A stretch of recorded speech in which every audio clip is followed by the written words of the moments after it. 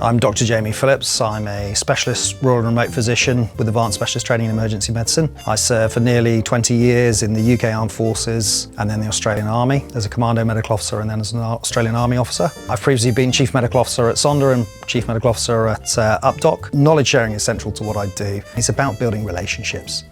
And that's where knowledge kicks in. Knowledge sharing is all about building relationships. If you're not willing to share knowledge freely and without transaction cost, you'll never build faithful relationships.